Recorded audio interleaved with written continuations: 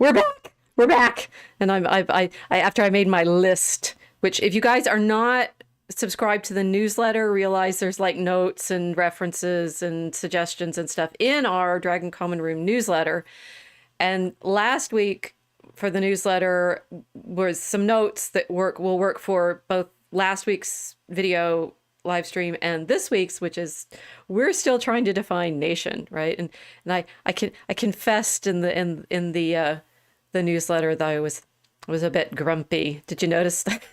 At my startup last week, it's like, why is this thing called nation so hard to define, and yet absolutely everybody is convinced they know what it is?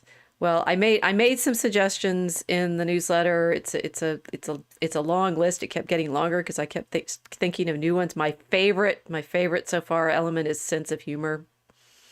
Nation, there's such a thing as a national sense of humor, don't you know? All that British humor, the alleged German lack of humor. I don't know. Sometimes they're quite witty. It's hard to say, right? But we are here on our quest, continuing for understanding this mystical, and I do think mystical reality. I do think this is a mystical reality of nation. So welcome to the Mosaic Ark.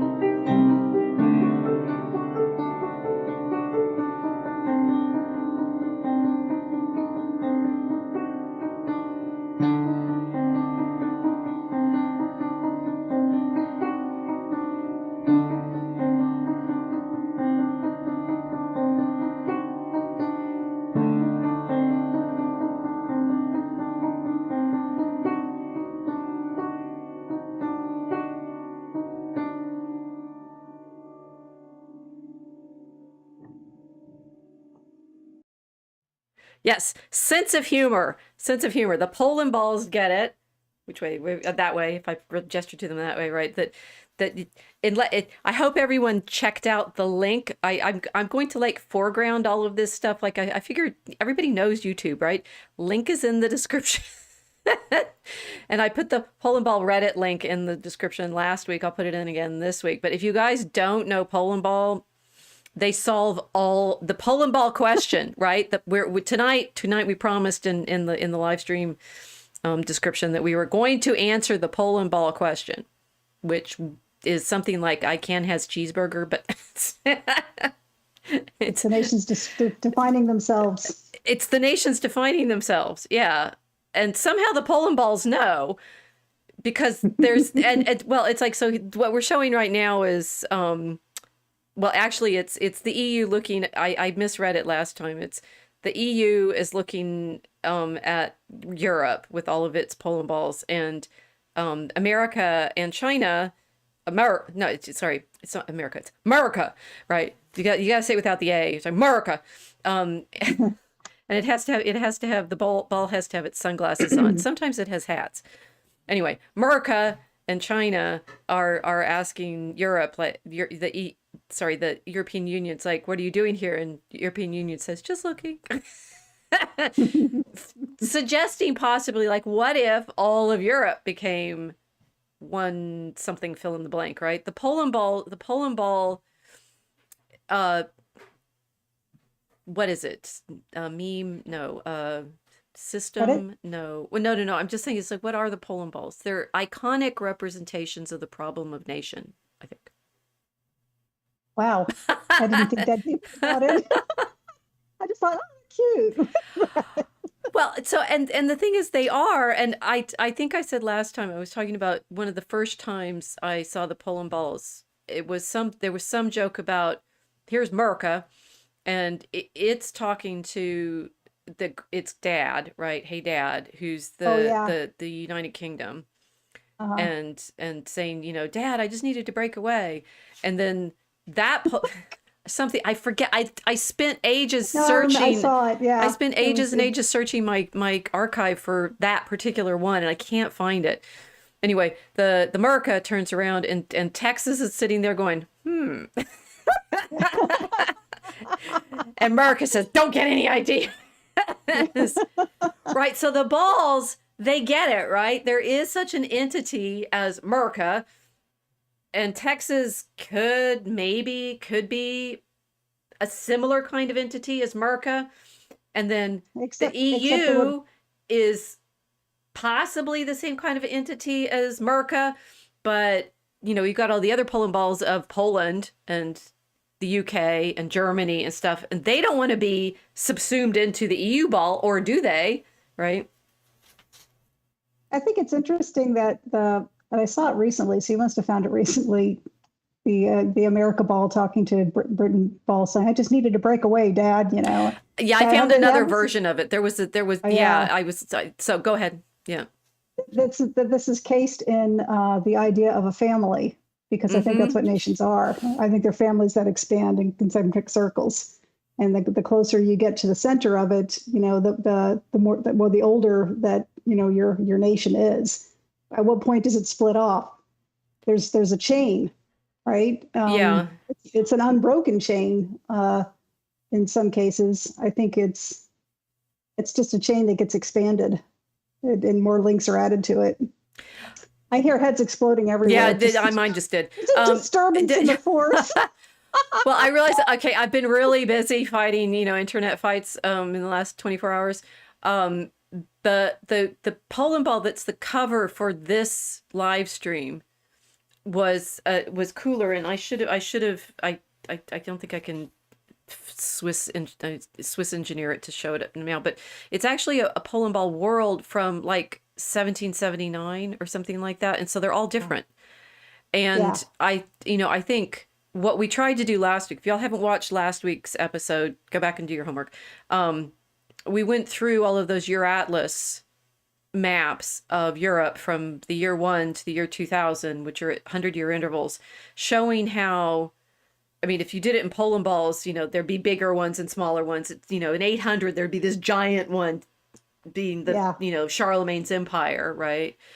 And be pretending to be Rome, but not really. And then it would shrink and split in half. And, the chain, a historian says what we try to do, we try to watch these chains play out, but the sense of relationship, the joke in the one we're looking at right now is that, it's like, to what degree are all of the Poland balls that have been in effect subsumed into China or America one something or other, right? That we have comments, right? And Yeah, they were great comments. we thank you for everyone for the comments, and I know we're gonna read some, and Uncouth Barbarian made a nice point, I think, that goes to this problem of defining what the Poland balls are talking about here. He says, I would contest that you're overthinking the question. Never. Me overthink a question? Are you kidding? What is that? We just started. Or rather, that you're confusing the definitions. Well, see, confusing definitions is our whole problem here, right? It's like, if we're trying to name the Poland balls, like, what are they? What are the Poland balls representing? That's the Poland ball question, right? What are they actually representing? Because you've got a Poland ball for the EU. That's not a nation. You've got a Poland ball for China, which, given the comparison here, is not a nation either. What does that make America, right? That you're confusing the definitions of nation and empire. Interesting problem. When the radical liberals smashed through Europe after the French Revolution. Okay, we did some of that history last week, right? But we're still doing that now. Nationalism would more properly be called statism or imperialism. Now, I think he's confused two definitions, because is imperialism the same thing as statism? Are all states empires? Now, he does, and this going to need to unpack a second, right? But he's trying to make a distinction between the nation thing and empire, and comes up with, I thought was a really interesting suggestion. But that does, statism or imperialism sounds, but that doesn't sound romantic. Imperialism might, but anyway, but that doesn't sound romantic. Wouldn't have rallied the people, unified them, and made them one empire. And that, I mean, clearly in the Polandball that we're looking at right now, the EU wants to become an empire. Wait, like the United States and China? America is an empire? Okay. The states of the UK, Spain, France, Germany, Italy, etc., as we know them, are empires ruling over nations. Catalonia, Lombardy, the Scots, the Britons, etc. There, I think he's absolutely right, right? Is there such a thing as an English nation? What happened to Mercia? Yeah, there is an English nation, but I mean the word nation has, and he's hit both of them in his comment. It's got two different definitions, right? Yes. One means the state, and the other means the people. Exactly. Right? So you can have nations that are separate, but they can be controlled under the umbrella of a larger state, a larger nation. So, or you could have a single nation divided up in multiple states. Single nation divided in multiple states. That would be America us. and England. Yeah. Right? Oh, England. Yeah. Oh no, come on. This is okay. So here, different because it's a United Kingdom. They still call it a United Kingdom, which is strange because I don't think Ireland ever had a king. I'm gonna get hate mail. I don't really know. Stop. Tell us in the comments. Yeah. We're really trying to get our comments up here. Like, we need to say some more. Keep going. Say some more provocative stuff. More provocative stuff. Another thing. No, I don't know. I've been trying to train her to be more, provocative and trolly, and it just won't work. I try not to be. My earlier training just takes over. So the United Kingdoms, kingdoms are definitely nations, and the king is the head of his people, and it's usually a cohesive people. England is really unique because it had all these other kingdoms that took over each other and kind of absorbed each other, the Angles and the Saxons, and then the Normans. And I think the definition kind of gets lost when looking specifically at that, but the English were kind of a mixture of all of those different kingdoms. Right, but so is everywhere else. Right. This is why Uncouth Barbarian is right, that, what's Italy, right? It's Venetia, Lombardia, Tuscany, Umbria, Papal States, Sicily, Calabria. But those people still call themselves Sicilians or Venetians or Napolitans. So right? Italy there's no such thing as Italians. Italy is an empire. Right. The English people do not call themselves Mercians unless they're Tolkien. Okay, I'll give you that. Tolkien knew. Right? Tolkien knew.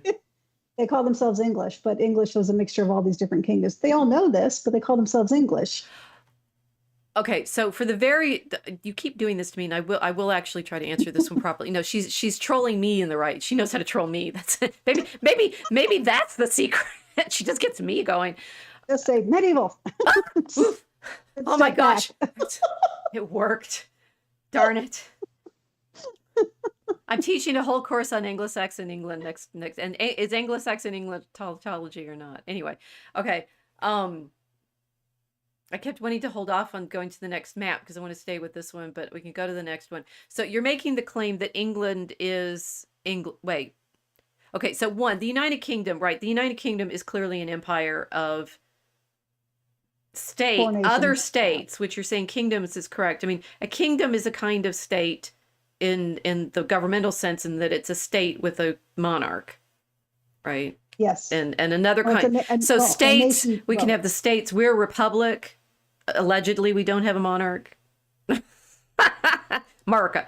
But Mercia, America. Mercia, America. And see, it's all in the name. It's all in the name.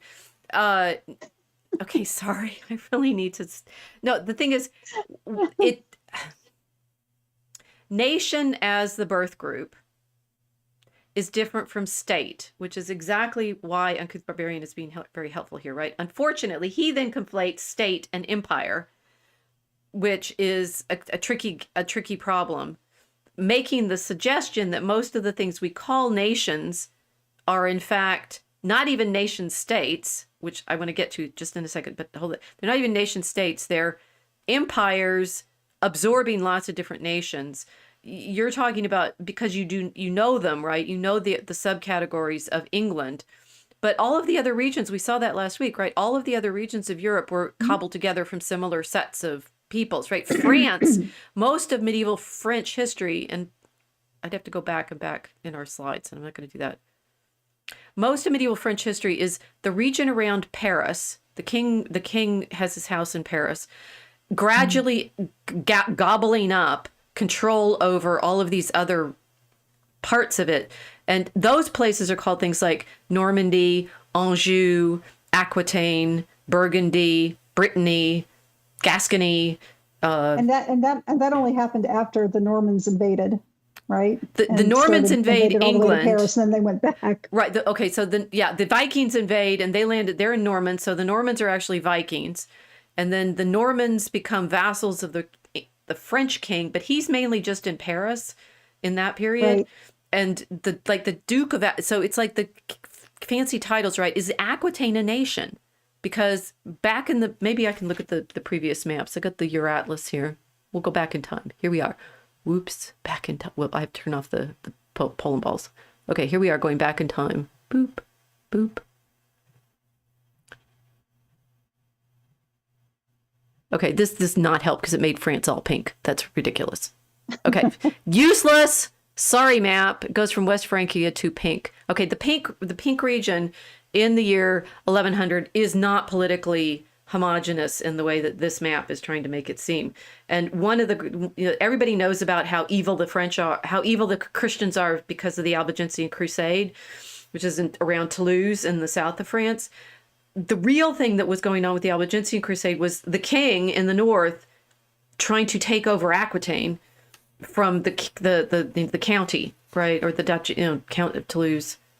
It's a conquest. It's literally straight up conquest by France, and you could say, it's bad because it's the French king using the banner of the papacy to do so. Well, so did William the Conqueror when the Normans took over England. So there, right? Oh yeah, he did. They had a papal banner, and we're doing it under because he was Greek. They're doing it constantly. So right. All of these, we showed you last time how cobbled together Germany was from all of those different nations. But France is the same. Spain is the same. They all used to have multiple kingdoms. Now, you could say, as they tried to in the 19th century, oh, no, they might have had multiple states, but it was all one single nation. So Germany, über alles, right? Germany should be the one state that encompasses the nation of all the Germanic peoples. And just because they had all those regional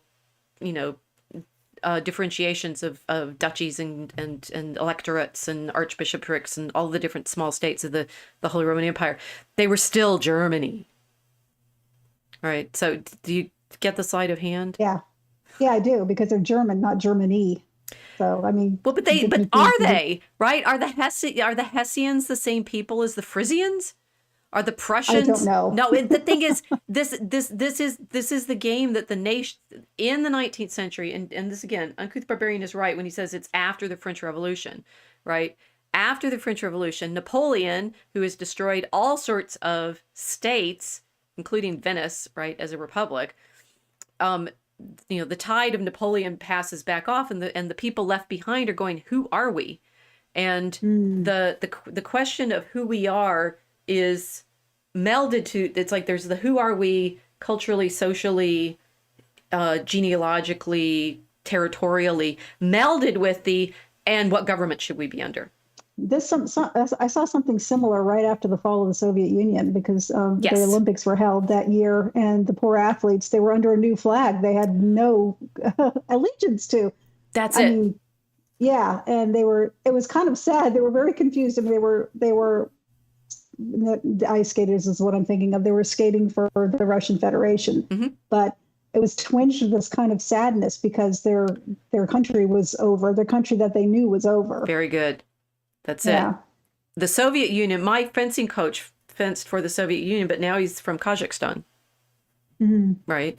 So that sense of we're back to the Polandballs. that sense of empire, right? The EU, if it took over all of these different now states and made them a single empire, would be the same thing as the Soviet Union, China, America, right? These large conglomerations of subset things, Polandballs, whatever they are. But you can have an allegiance. I mean, how many of us feel American, right? We are right. We're exactly like the Soviets. I do. Why, I feel American, right? Does that mean I belong to this empire? Is there some subset of that isn't me? It's like the American, I can prove it by the usual genealogical thing of, like your ancestors had to be here at X date. Okay, how far back, right? How far back do my ancestors have to have been here before I count as American? And how many three of them? centuries? Three generations. Mine, right? Mine. I'm going to hammer this in, right? If anybody gets to be American, I do, because Sir Francis Drake and Sir John Hawkins showed up here first of the English. If anybody else, even before Virginia. Before Massachusetts? Yes, because that's the point. Sir Francis Drake and Sir John Hawkins, they do I think they celebrate Mass, Anglican, in San Francisco. It's not there. San Francisco isn't there as far as I know. Nothing's there, right? The Spanish have been from dates, right? 1492 Columbus. Cortez is conquering Mexico in the 1520s, by which time they have already established settlements and bases and things like Cuba and stuff right there. They're on the islands. Right. They had Florida also, like 1565, I think. Okay. And you're right. They get that. So, but by around that same time, Drake and Hawkins are starting their, raiding piratical activities against the Spanish, and they make it to North America, right? So I say my ancestor, Sir John Hawkins, not only was with his cousin celebrating, the liturgy on the coast of what will be called California later, because California doesn't get set up until even after this. And Hawkins drowns off of Puerto Rico. So, I mean, before he'd had a son, Richard, and Richard writes the account of what happens, and we're descended, through there, right? Well, a lot of us are. So, technically it's like I'm pretty much the Hawkins lineages are pretty much as American as you can get, based on we stepped foot on this land first, and our ancestors are still here. Descendants are still here. Whatever. Well, then that would also apply to the Spanish, would it not? Oh, well. No, they've been there at the same time, right? In a land that was not, but would become America, United States of America. So precisely, including New Mexico, which I've been reading about. Right. I'm still reading about, and there's a lot of really interesting details about how that part of the Spanish Empire. Well, hey, we'll go back. We'll go back in map time. Whoops, map time. Here we go. Blonde hair, Shem, Ham, and Japheth. Here we go. Spanish Empire, right? Yellow bits are, and this is the Spain and the Spanish Indies, right? All of this territory in the West that is held governmentally under Spain, settled by people from Spain with families from Spain. Those people, when in 1846, the American army shows up, and they are given laws by Kearny, and Kaerny, laws that are apparently modeled on the American Constitution, which they then accept and become something of the United States. They're not yet a state until 1912. Territory. Yeah, territory. Those people have ancestors from the natives who were living there, the Spanish, the natives from Mexico that the Spanish intermarried with and then moved north, the Americans, the Missourians, and all the people that it's like that's where I grew up, right? That makes me even more American than everybody else, right? And you know what? The way you describe them, they sound like the Spanish version of the Scots Irish and English Cherokees. Oh yeah, yeah. Because they all intermarried, but it was like English with Cherokee versus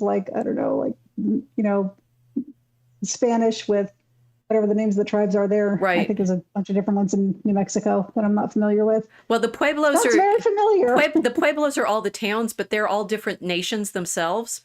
Each Mhm. town is. They're like Yeah, Italy, right. nation towns or something, Yeah, right? And then the Navajo yeah, and the Apaches are more nomadic, and the Comanches.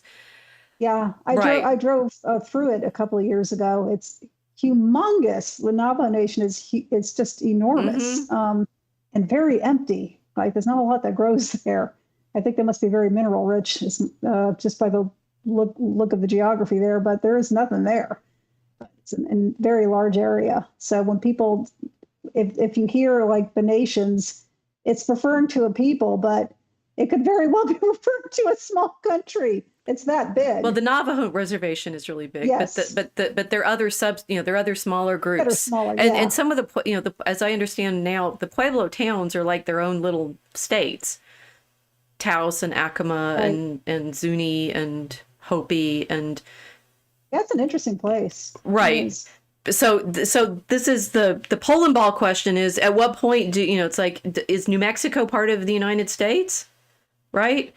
Um, the but the thing is we're not used because of the way the map has been drawn since 1959 when we had the continental continental states, our states like Texas and Illinois and stuff, and we haven't added any since then. So everyone, younger than me thinks that this is just the way it's always been, right? Don't teach any history, and you don't realize that the sort of process of making this into the political entity that it is, the United States of America, Mhm. has been just as complicated as making these political entities of the states in Europe. But thinking France and Italy and Germany and England and Spain are all like real things. I think it's harder in Europe to do that, which is probably why they've had, well, they're way older than us, but why they've had more wars because, well, we just kind of expanded and absorbed these territories and these people, and then they all became American, right? Well, the people are That really seems to be debating that right now, right? Which is why people we're are having debating this that right incredibly now. But I mean, interminable, if long, push comes to shove, overdefined if question. you ask people what they were, they'd say I'm American, right? They would. Well, and that's the sort of, and that, the huge debate politically is, well, does that mean that they're just civic Americans, right? They're citizens of the United States, but they're not really American. And what is, the true, will the Mm. true Americans please stand up? Which is again, our Polandball question is how do you know that you belong to one of these cartoon entities, which do seem real? I mean, they have personalities, they have interactions with Mhm. each other. You're right, they do have family groups in the way they talk to each other. I hadn't appreciated that properly. But they're also by way of the fact that they can, you can just draw another one and put another flag on it. The entity with the flag on it makes you realize, oh yes, when the Soviet Union broke up, boop, boop, boop, boop, boop, boop, boop, boop, all sorts of new nations, Yeah. but they were always Well, already except they were right. there. They weren't new. Right. They weren't new. They went back to what they Okay, were. then there's Right. a question like, what's the proper size of a nation? Maybe it's like a block in a city. Maybe it's 3 towns. Maybe it's is Illinois a nation?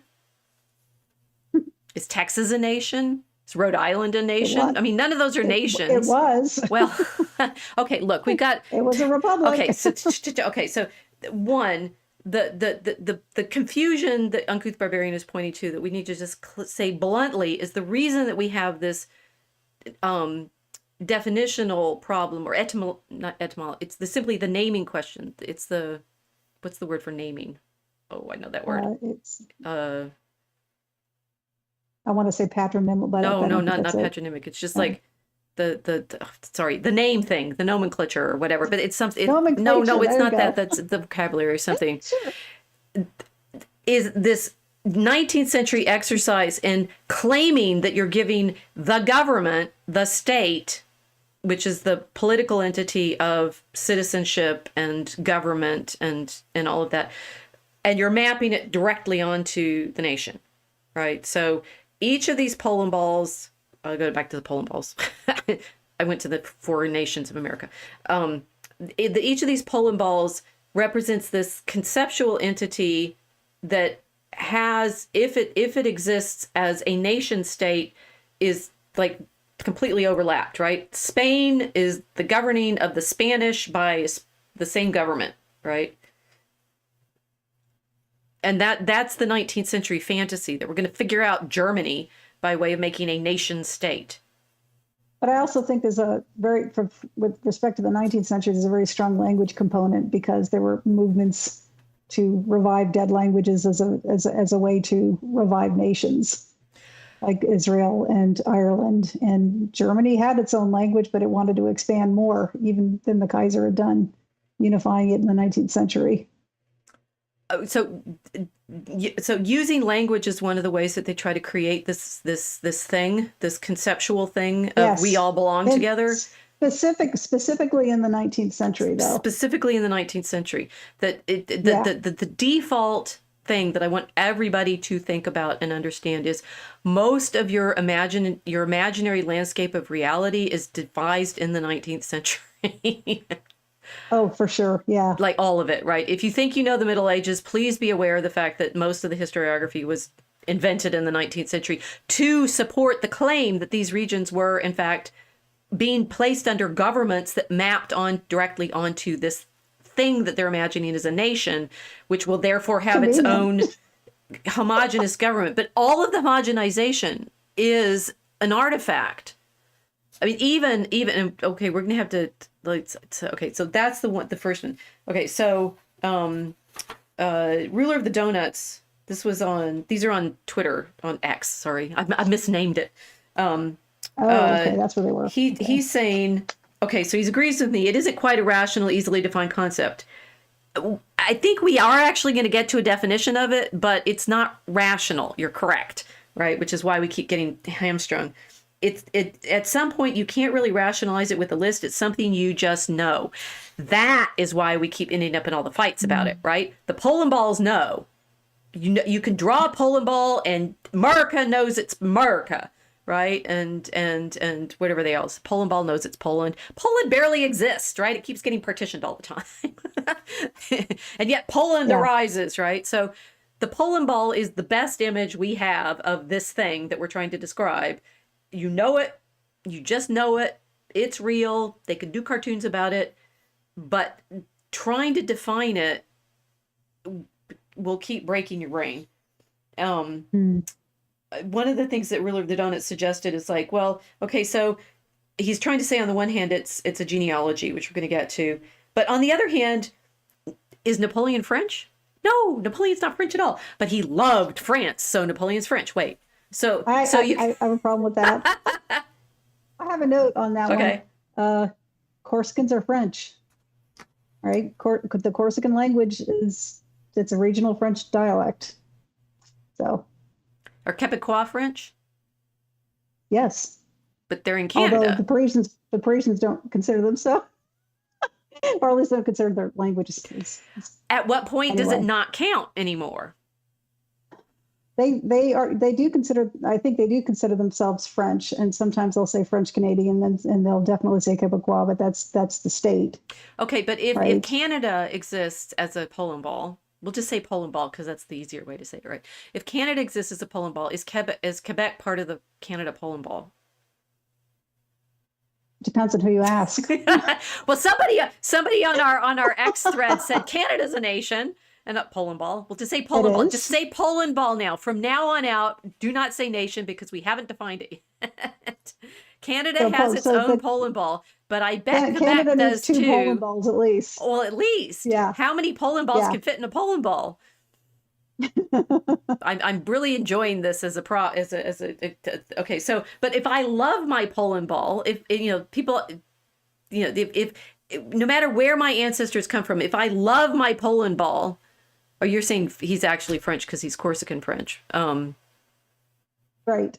Okay, so how far out can you go and still get an action, a fragment of the Polandball that still maps onto its parent Polandball? The Garden of Eden. I mean, you have to go back to the beginning. Okay, wouldn't you get the whole thing? Wait. We had another one. Okay, so one. Mark Lefebvre's given a very long. He ends up with. Okay, well, nations are cultures with similar enough virtues and values to trade without conflict, which makes us economic zones. No.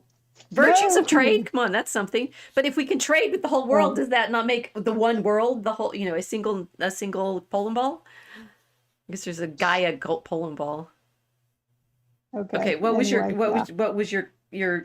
argument with this? I'm sorry. Okay, I only have one very short note with a few words. It says the European Christian wars begs to differ. That's it. The European what? Because essentially, the Christian European wars, in other words, not pre-Christian, but not post-Christian, but Christian countries knowingly fighting other Christians for territory. Now, this came up with a discussion I had with a friend of mine years ago, who, God bless him, he wasn't trying to be malicious or anything like that. It just, and I almost admire this. It was a bit naive, but he thought it was impossible for true Christians to actually fight each other. And I mean, if you take the way people often talk about the wars of religion in the 16th and 17th centuries, they didn't. Yeah. Well, no, Catholic countries did fight each other. So one's the true Catholic and one's the not. Yes. The Catholic countries were fighting each other, and I remember I had just gotten back from a trip to Ireland, and I was in Dublin. And I was in Christchurch Cathedral, and I saw, I think his name is Strongbow. I saw his grave. It's like one of these beautiful big stone sarcophaguses, and he's there. And yeah, he was obviously a Catholic, English, invited over by a Catholic Irish in one of their, wars for dominance. And he married into one of the king's families, and that's how they established. Now that was the first English came there because they were invited, right?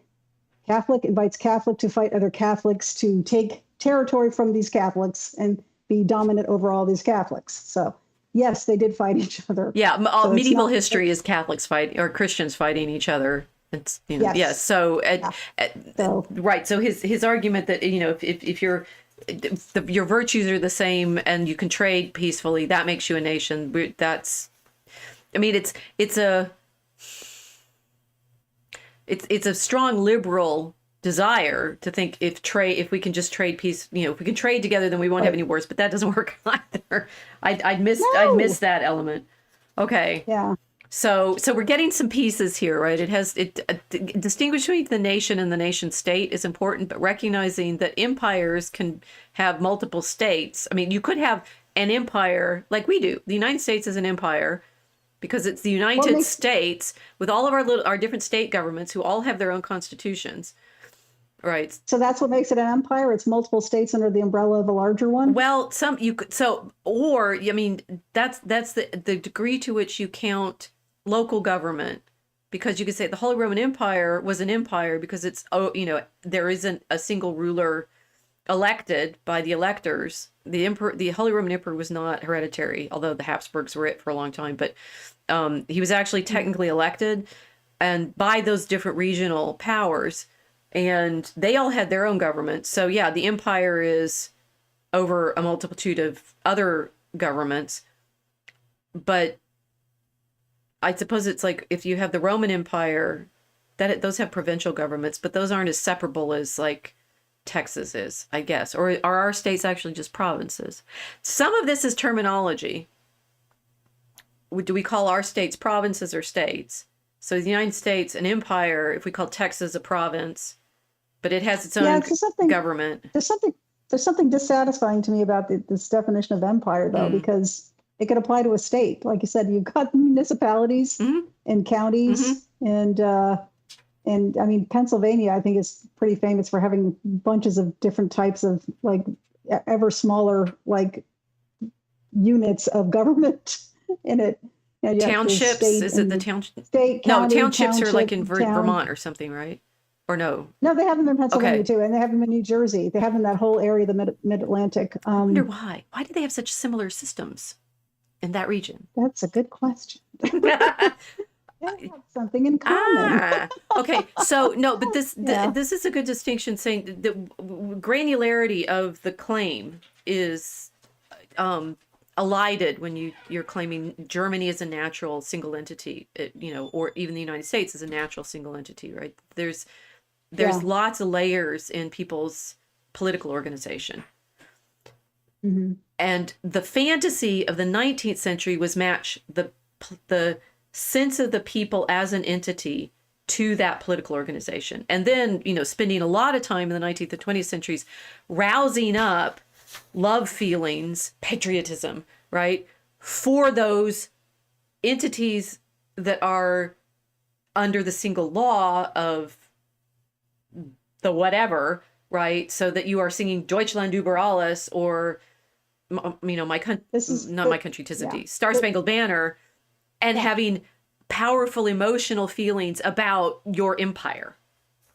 Think how hard they had to work to get people to do that, to give that allegiance to the state rather than to a king, right? Yeah. Or to a god, because this was a time when scientism was born, right? Science and the science of political science was going to cause peace to break out everywhere, right? This Right. is the great hope, Right. The right? science This is of what led to politics is going to make right. peace. That very good. Well said. Yeah. Yeah, we're going to solve all the world's problems by putting away superstition and putting away a sentimentality, right? That But was they have to attached create a to. sentimentality to attach They us had to to those replace it. things. Yeah. Statue of Right. Liberty, sonnet. Now we know who we are. Give me your tired, your poor, your huddled masses yearning to breathe free. And I still stand by that. That's like their entire immigration policy is because of a poem, right? Because Yes, it you is. create these feelings of identity, which is interesting. Which is So could this now, everybody. it's very feminine energy, I have to say, and so it's appropriate that it's a lady, a statue of a lady, that this poem is on the base of. That's causing our immigration to like explode and do ridiculously harmful things. But it's the motherland, right?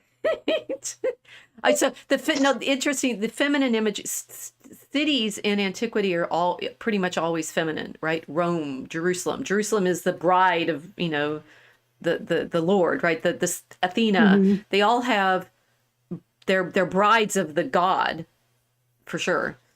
Yeah, interesting. The feminine imagery. But there was something else I was thinking of when you were saying that. How hard they had to work. No, how hard they had to work on this. Go back where you were. I said how hard they had to work to help create to help create these, yeah.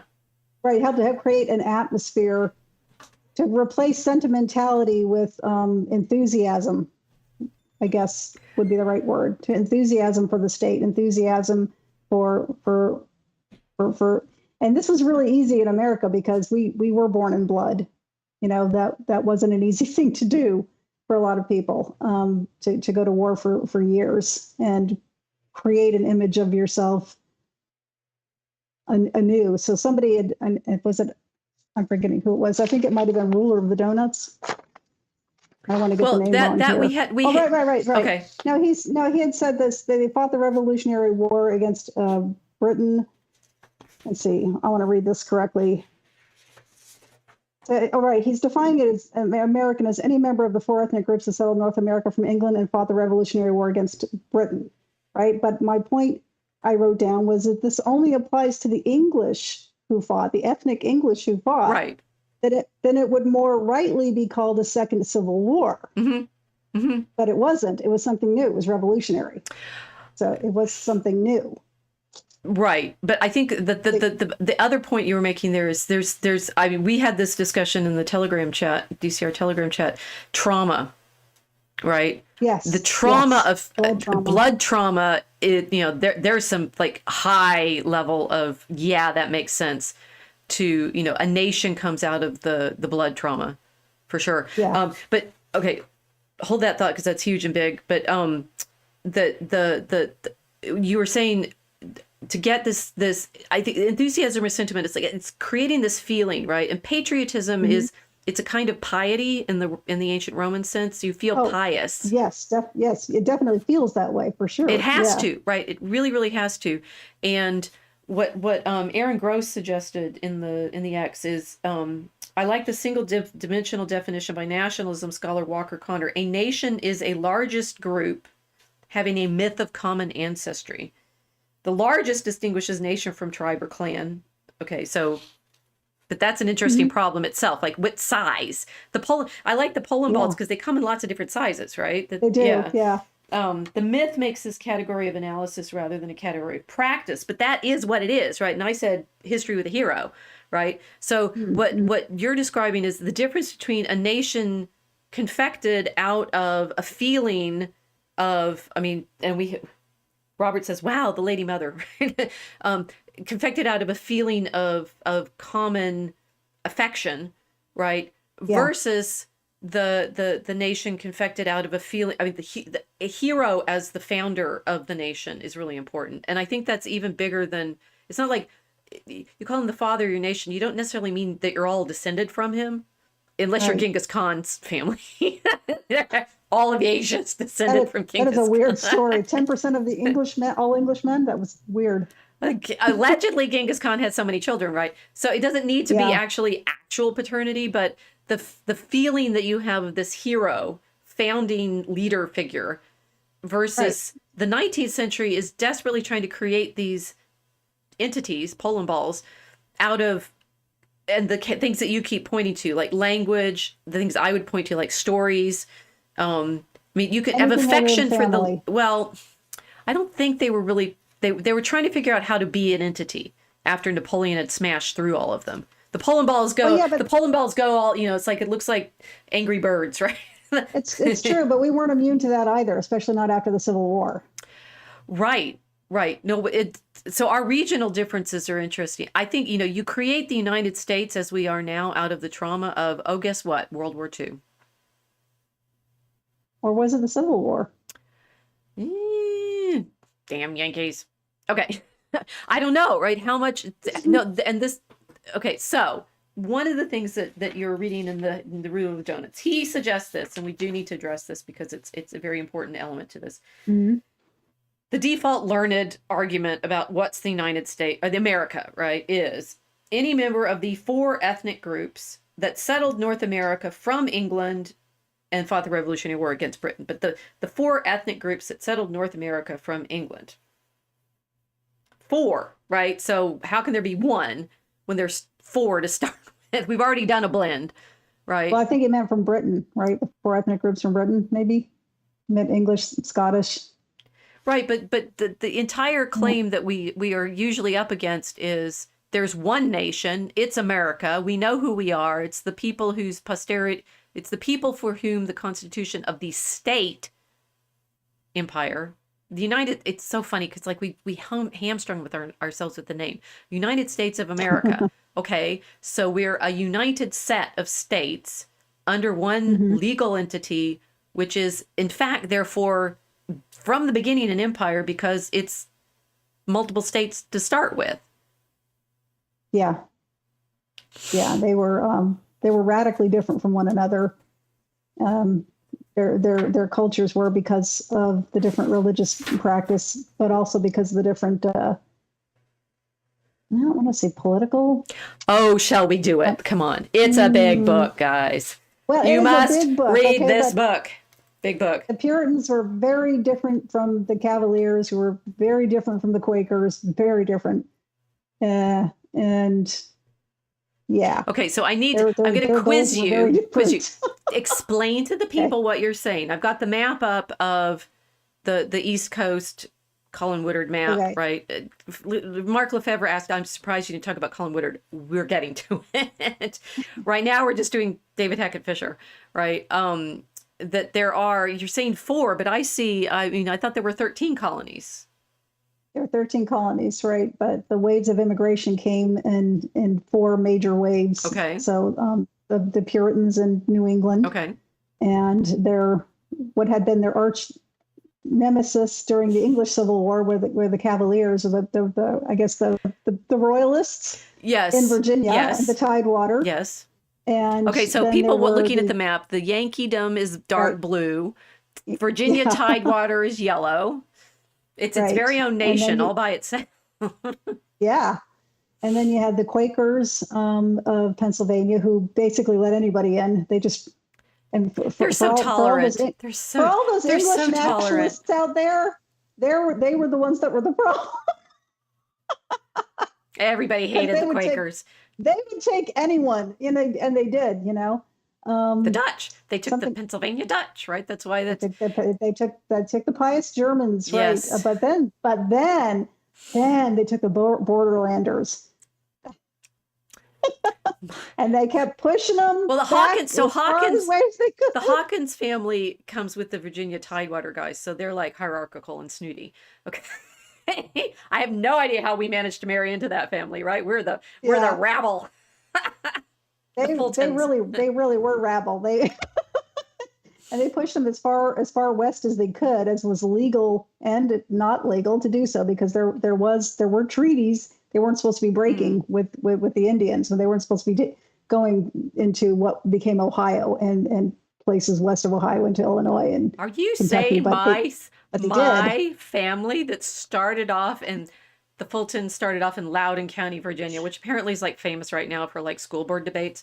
So we know the Fultons are in Loudoun County. They're there during the Civil War, and then they moved west. Naughty, naughty, into southern Illinois, and they end up in like around where St. Louis is, Alton, right near Ferguson, right? We're at the center of everything. You can blame us completely. But Presbyterian, right? Because these are Ulster Presbyterians, and the Yeah. dark red of Greater Appalachia tended to vote for Yes. Trump a lot. And Yeah. those people are, in fact, Woodard points this out. I like making this point because it's a very interesting thing. When asked who they were, I mean, maybe the New Englanders would still say they were English ancestry. The Virginians They probably know that, right? I'm not sure about the Quakers. The border Greater Appalachia people all said American.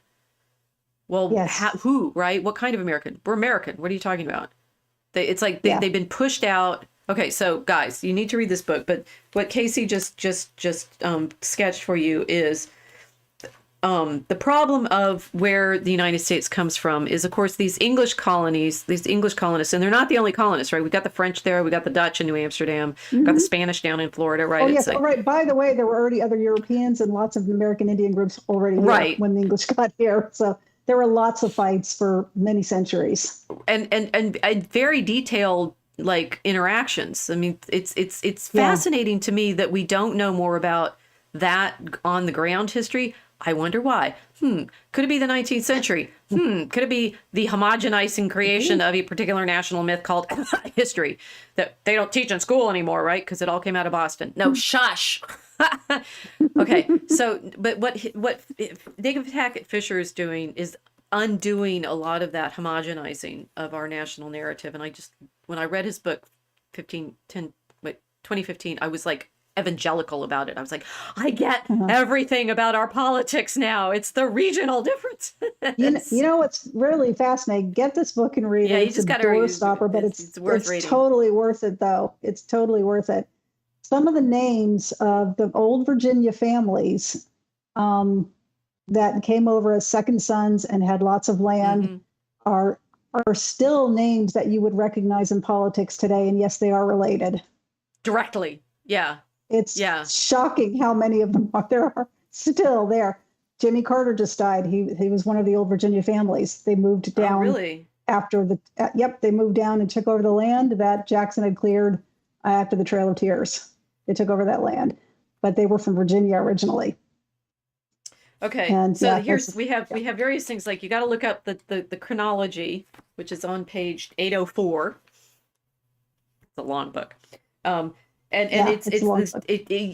really need to learn some history, right? And particularly if you really want to understand the divisions among our English cultures. It's plural, it's not singular.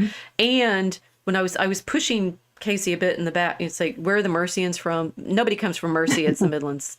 Tolkien stays there. He hates America. He did. He disliked the American cosmopolitanism. He said it was making everywhere the same, right? So it was. Well, gee, didn't everybody learn that from London? Well, empires do that, right? They homogenize by building the same kind of building everywhere. That's one thing Prince Charles got right, by the way. Now King Charles, he wanted to save London's architecture. But anyway, go on. Okay, so the major myth of England is that the kingdoms that were established by the various peoples that migrated after the fall of Roman Empire and before the Vikings showed up, that those people are homogenized into a single kingdom. But the civil war that takes place in what 1629 to 1660 or thereabouts, the 11 years. Okay, anyway, the 17th century civil war on the island in England proves that these people are not, in fact, all homogenized, right? The people that settled in East Anglia, which is where Angle land comes from, England. So basically, if you're, from around Cambridge and East Anglia, you're true English. And then you want to go and live in Massachusetts, Cambridge, Massachusetts, because, that's the same place in New England, right? That region is very, very different from, for example, Wessex, which is on the right-hand map, the lower orange bit. That's where all of the old Saxon kings came from, King Alfred the Great and his, fight against the Vikings and things like that. That region is, still, politically and ethnically significantly different from East Anglia. East Anglia was a lot of townspeople, a lot of trade with the continent. They trade across the North Sea to Frisia. Old English, sounds like Frisian. So, is Frisia part of England? Who knows? You can apparently, according to a video I saw on YouTube, if you speak Old English, the Frisians can understand you to this day. Okay, so oh, wow. yeah, so the old, that's the same people, nation. Who knows? The Midlanders and the North. Now those people are more mixed in with Danes because the Danes in the second wave they settle around York. They settle in the pink bit, right? Those Midlanders who go in and become Quakers, right? It's sort of complicated. They would not necessarily be they don't necessarily think of themselves as Wessex people. I mean, English politics to this day has these regional differences. And then the Scots-Irish borders, well, we know Braveheart, right? Everybody put your hand, you've seen Braveheart, right? Yes. Those, I mean, the one, okay, the battle scenes, my dad walked out, he was so mad, maybe needed a cigarette. Long movie. Or maybe he needed a cigarette because he got so mad. He was really mad about the Battle of Stirling Bridge having no bridge in the movie. That the true thing that they're showing is the degree to which the English kings were, raping the land and the people, probably. But the Scottish kings didn't necessarily do any better at protecting the borders. So the borders, when first they go to Ulster, Northern Ireland, and then they say, you, and they leave. Well, actually, they're kicked out. After the Union of England and Scotland in 1707, the North Britons moved to the back country, and those become the Appalachians, and they don't trust anybody. No, and they have no reason to trust anybody, and they just wanted to be left the hell alone, and that is the American character right there. Well, some of it, right? Yeah. And that's Fisher's point, that all of these are American characters, but politically, and he spends a lot of the last part of the book showing you can predict presidential elections. Oh yeah, by these groupings. Right. And if you think of them as binaries, you completely miss the point. They're temporary alliances between these different regions. So do we hate this group more than that group this time? Well, we'll vote together. Right. But sorry about that. I have to just notice I have to plug in. Oh, my goodness. Are you running out of battery? I didn't realize I wasn't plugged in. Sorry. That these regional fights literally continue to this day. Mm-hmm. Absolutely continues today. If the people in New England hate with a burning passion the people in, I don't know, redneck country. And vice versa. Oh, yeah, damn Yankees. Right? It's still part of our character, right? It's like we're an empire cobbled together from groups of people that only, in one situation, hated the British more. Yeah. Right. And the Canadians decided they didn't hate the Britons so much. And so they stayed, allied with them. But it's like, those are all, it's like, talk about family lineage. Which family?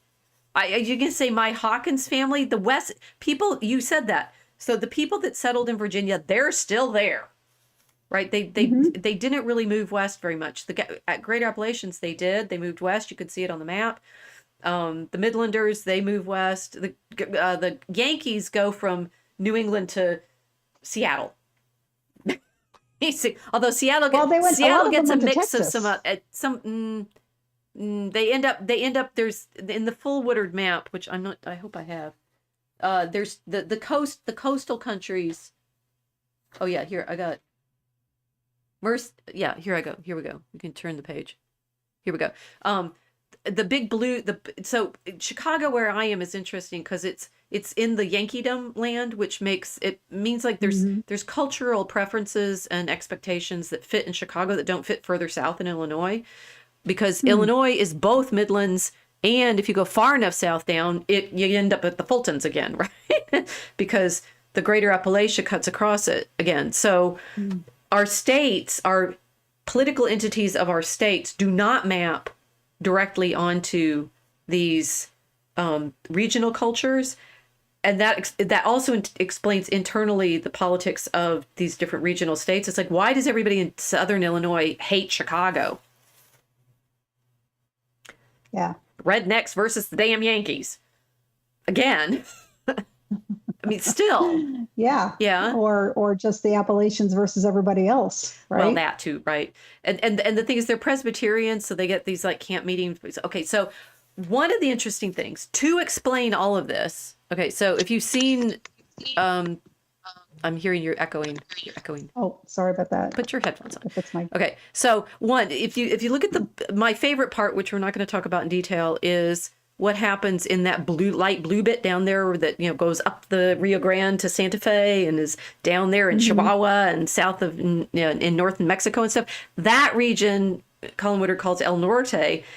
As far as the Mexicans to the south are considered, those norteños are more American than they are Mexican. It's like these border people end up fitting nowhere because they marry everybody, and you know. So and the border moves, doesn't it? Occasionally. Well, it's the same thing with the Northeast. I mean, the border moves. There are counties where people speak French up in Maine. Right. So the political border moves. The people can be living, you know, on either side of the political border, but the regional differences are still incredibly powerful. And then when it's like we're trying to describe what's a nation, it's the people that share, let's say, values and culture and social expectations and such like that. By the end of this, hopefully you're going to believe it's a miracle that the United States exists at all, because it kind of is. But to describe, now this is, there are some miracles. That's a different show. We might, I mean, come on, let's bring in Canada. So how many times did George Washington have his horse shot out from underneath him?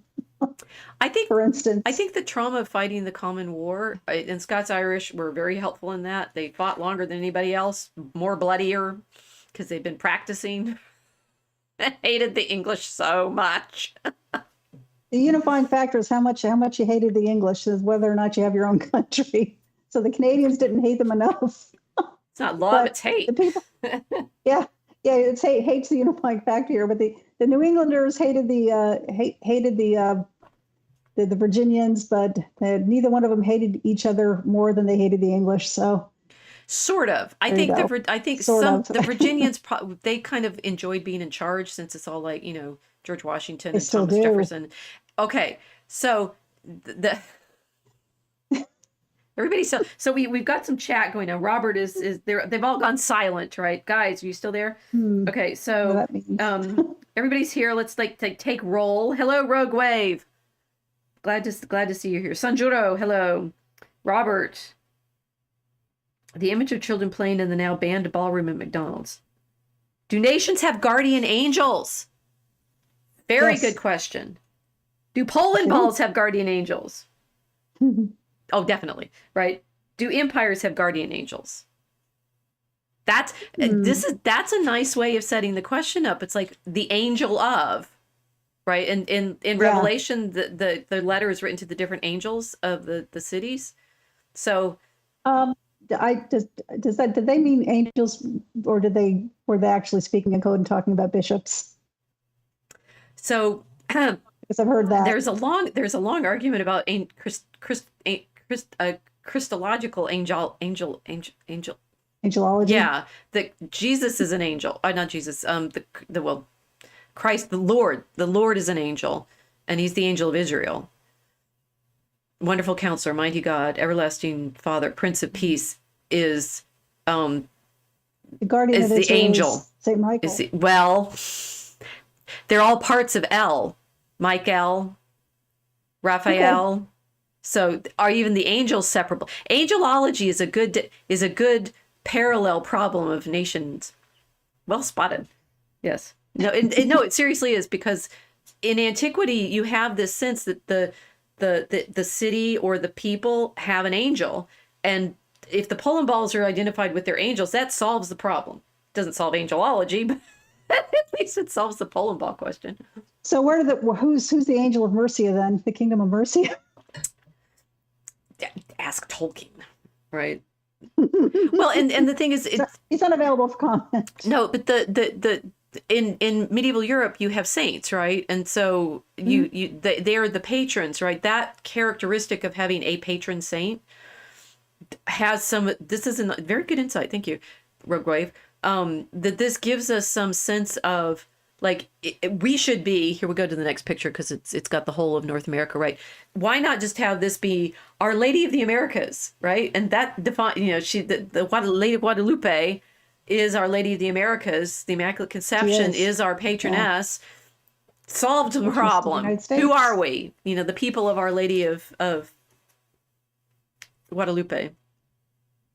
Well, yeah, patroness of the United States. Right. Yeah. Right. It's you have the Immaculate Conception. Yeah. Yeah. So good spot. Okay. So that's Robert has said no individual children of God do. The angel of Israel will be a theophany of Jesus. We clearly need to revisit this question. This is a good one. Okay. They talked about that for a while. Rogue Wave says, I believe Catholic teaching is that nations have guardian angels assigned to them. Casey says yes. Okay. So Rogue Wave wins that round.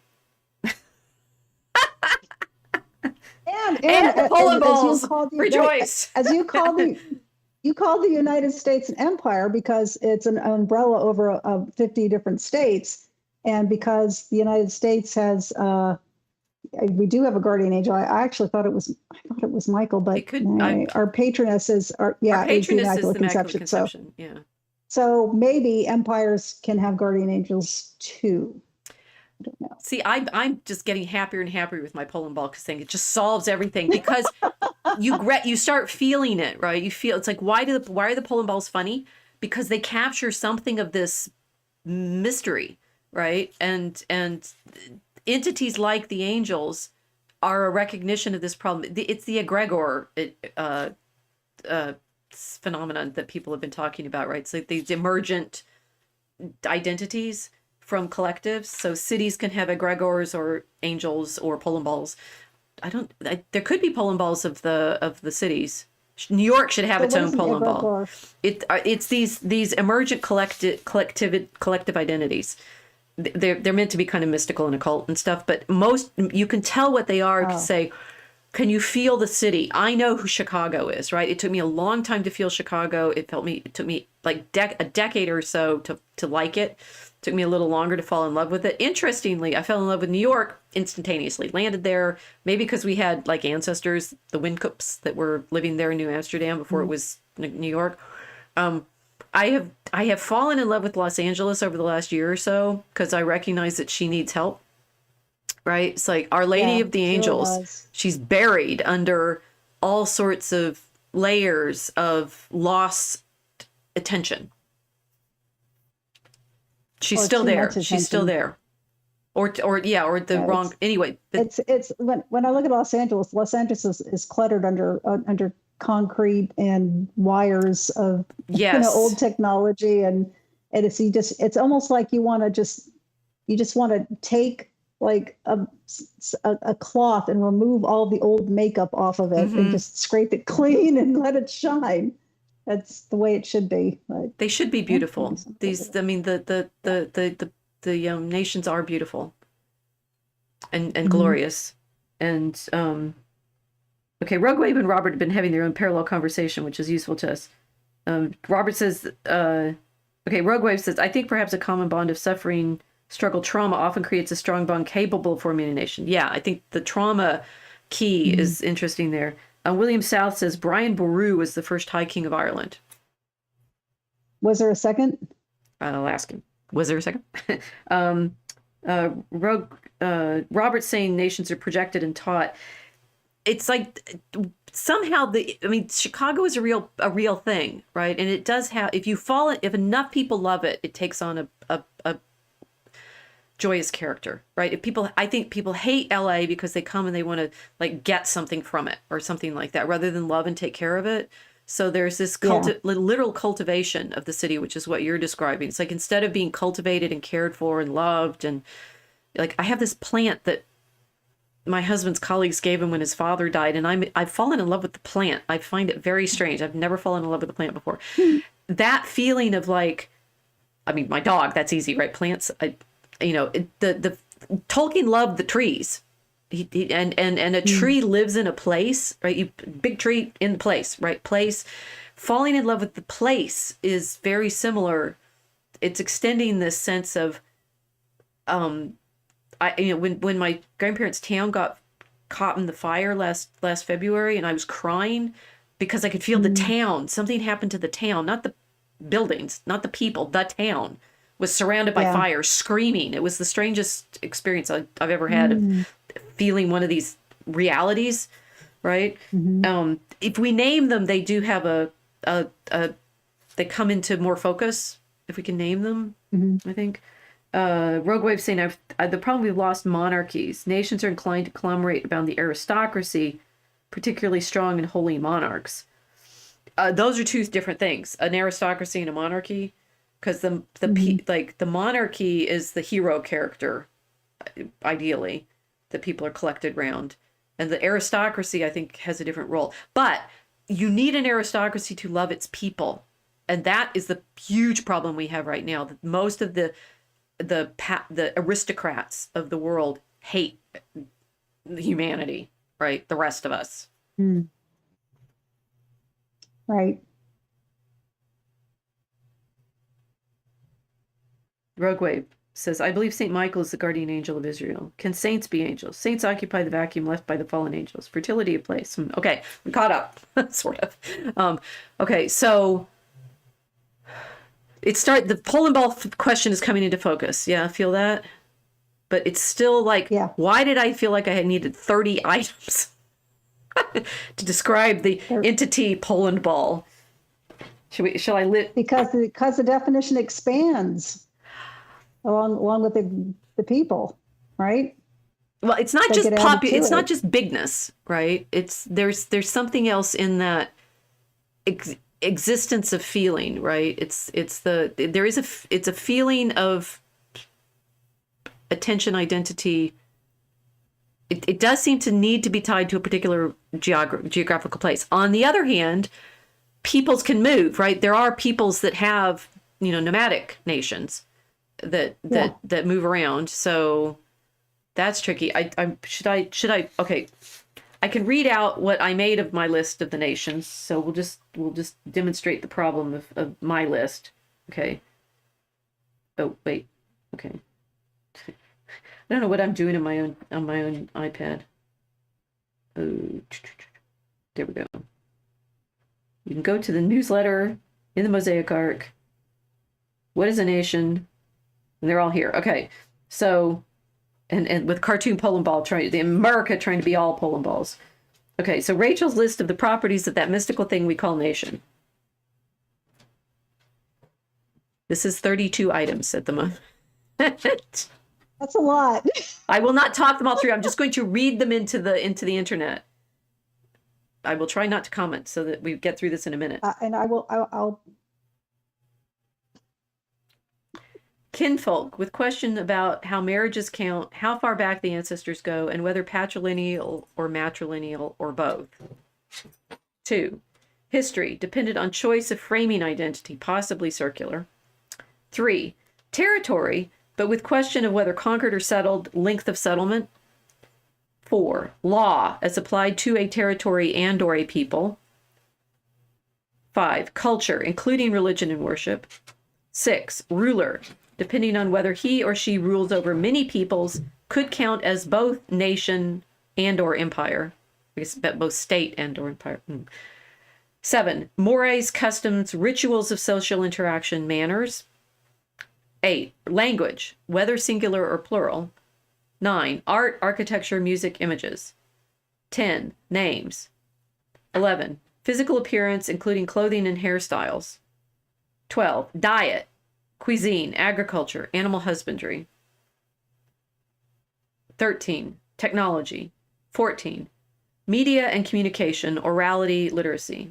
15, intelligence, skills, education. 16, temperament, personality. 17, sense of humor or lack thereof. 18, plants and animals, crops, herds, pets, attitude towards plants and animals. 19, social structures, classes, castes. 20, sports, games, pastimes. 21, dances, mating rituals, courtship. 22, emotions, facial expressions, gestures. 23, myths, legends, stories, literature. 24, heroes. 25, philosophy, theology, metaphysics. 26, virtues and vices. 27, work ethics, labor, ideas of wealth, money. 28, values. 29, government, power, politics. 30, anthems, songs, poetry. 31, use of violence, warfare, military culture.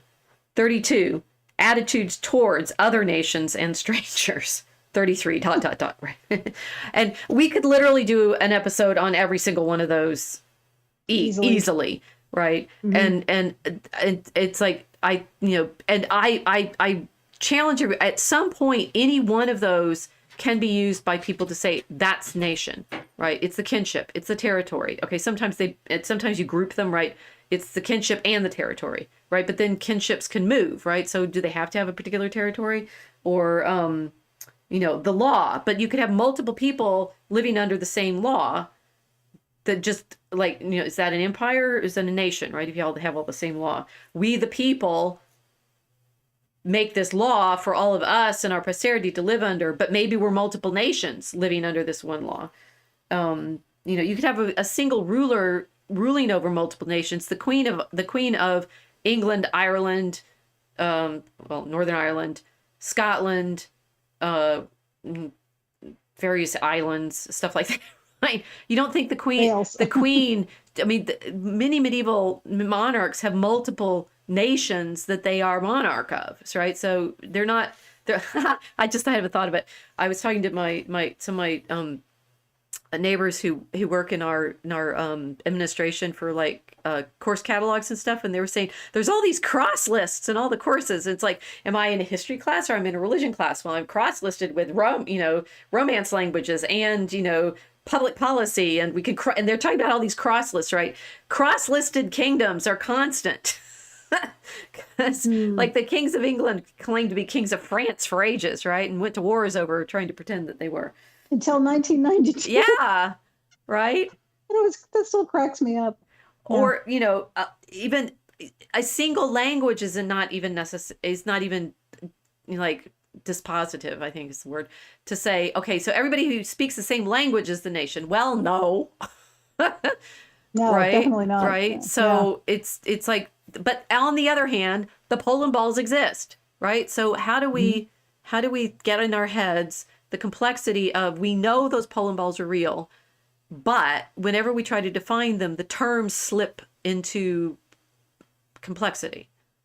Well, that's what David Hackett Fisher tried to do when he made a different list. Yeah, he did a good job. Right. So I'm showing on screen now his list of the empirical indicators that he used to try to talk about. I'll keep it on screen. I won't go to the 4. Okay, so his 4 nations have all of these properties, right? So we're doing Aristotle here right now. You have a thing that you've named that has a substance. The Polandballs are substances. How's that, right? And okay. and they have properties or accidents that include all these other things, right? And attaching the properties to the substance is the exercise of description. And in describing these different national substances, the Polandballs, Fisher uses these. Are we ready for another list? Everybody says yes. Yes, Rogue Wave says, I live deep in Pennsylvania Amish country, and they are definitely a nation unto their own. Precisely. Yeah. Right? They're under Yeah. the government of Pennsylvania, which is under the government of the United States, but they're their own And nation. they have separate agreements with that government when it comes to things like medical care and education. As the other subnations in the country do, like the Navajo, right? Yeah. Yeah. Hmm. Yeah. And the Lumbee now, is that right? Lumbee, yeah, Yeah. North Carolina. Yep. Okay, so in order to define substance Polandball, these are the things that Fisher says you need to deal with. And he calls them folkways. Hmm. Speech, which means pronunciation, vocabulary, grammar. And he then does a lot of data collection, right, on all of these. So, but those are quantitative indicators. I'll just read the qualitative ones. So speech includes pronunciation, vocabulary, grammar. Building, styles, plans, method, materials. He has a really interesting thing about the different town layouts in these different regions, how they're completely different. Family ideas, language, and law. And again, you think they all came from England, right? Well, they're different. Marriage, different. courtship and marriage customs, gender, ideas, and language. Do you want to know, chat people, why we're having such big fights over gender right now? Because the English language is too imprecise. No, because the different nations have different gender expectations, and America, Greater Appalachia, has very strong masculine and feminine imagery and ideals. Yes. Country music, for example. New England doesn't. The townspeople there tend to have much less marked differences between masculine and feminine. The Quakers were even more kind of neutral that way. Right. They really believed in almost like modern equality between the sexes. Well, that's where it comes from, right? It's that cultural norm, and the Greater Appalachians are like, you're nuts, right? So these are really big problems. Sex, ideas, and language, similarly. Naming, qualities of namesakes, how you figure out who belongs to who, right? Like child rearing, ideas of child nature and nurture, ideas of age relations, death, ideas of fatalism, religion, worship rituals, church architecture, magic. He has whole sections on magic on each of these. It's very interesting. Learning, institutions, and rituals. Like, we get in big debates over language. Like, it's better not to have a Department of Education, because really we're very local in our convictions on how children should be raised and what kind of education you should give them. Right. Literacy, attitudes towards literacy and morality. I, being the, book learned whatever I am, that I grew up in the region that I did, on the one hand, great respect for the preacher man and his learning, zero respect for book learning and all those big words. I learned to use my vocabulary very precisely in different situations. You can imagine, right? And the thing is, it's like the book learning big words, they don't trust people coming to bamboozle them with that fancy language. They know what's going to happen. They're going to steal your property. Yeah. Right. So it's all about stealing your land, which is, Foods, cooking, and eating methods. You know why, we love KFC so much? Apparently that's batter fried food is Scots Irish. Scots. It's just a big plate of heaven. It really is. Dress, sumptuary laws, dress norms. Everybody want to dress in Ralph Lauren. That's, color ways of New England. So there you go. Sport, common games, ideology of sport, work ethics, time, ideas of time, calendars, holiday, wealth, and ideas of wealth, inheritance, intestacy rules, like even defined as like property and family. Whose counts as family and how does the property pass down? It's different in these different regions, right? Yeah. Rank, criteria, language, rituals of rank. My goodness, if you don't understand the rituals of rank in Virginia, you are in big trouble. Very hierarchical. You won't get far. Yeah. What? I said you won't get far if you're trying to like break into society there. You just won't. But the Great Appalachia, I mean, I kept, it's like, I understand a lot of things. So I've used this book many times, and I can set up in class, like I will, quiz them on the basis of the last one here, freedom, right? Your ideas about the appropriate, place of government, stay out of it. They should stay out of our business. Oh, everyone should give a little bit of their property to help each other. oh, well, it needs to be higher, there's a clear hierarchy, or, oh, well, we just need to get along and tolerate everybody. Those do not mix. Oil, water, Yankeedom, Mm-mm. Midlands, Greater Appalachian, Tidewater, Virginia do not mix. And a good deal of our political culture is those different conversations. And I can pinpoint two counties sometimes. It's like, why are you talking that way? I know where you're from. Hmm. It's Yeah. very durable. Hmm. Order, association, ideals of settlement, order, ideas of order and ordering institutions, power, institutions of local government, and freedom, libertarian ideas and customs. They are not the same. Yeah. It's such a fun game once you start this, right? Okay. New England in particular has made a point in this book was very their society was it was so very strict.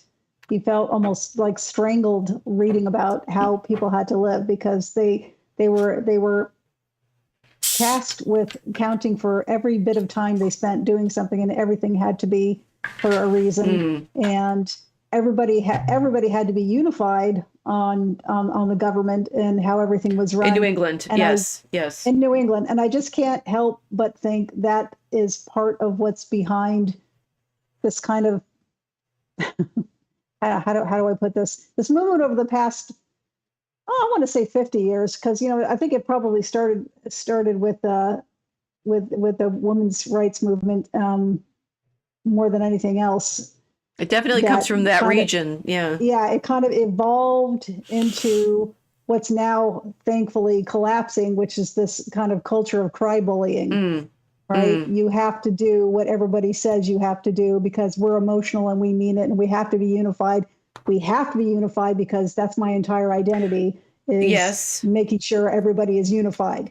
And you will all be unified under what is important to me, right? Mm-hmm. Mm-hmm. That seemed to be the attitude over the past, particularly over the past 15 years, I would say 10 to 15 years. It kind of reached this crescendo up into the last election, where everybody was just like, we're really just so done with this now, right? It's Right, just but the people over. from that region who find that, like, I think it started their there. Poland ball loves that stuff, right? They do. They They really, absolutely really love do. It that makes them stuff. feel safe and Yep. a clear identity. Ordered. Everything is Their order, orderly. Everything. their Yes. Puritan idea of order and unity, right? It's like, Well, the word, I mean, the name itself says it all. Pure. It's purity. yep. It's purity. Everything's a purity test. Yes, And yes, and they're very, yeah. they're very, very frustrated if you. Okay, so you guys, you got to read this book, right? The fun thing about it is, because Casey was saying, he goes through very deliberately through all those things I just read you out. There's a section on each one 4 times over, right?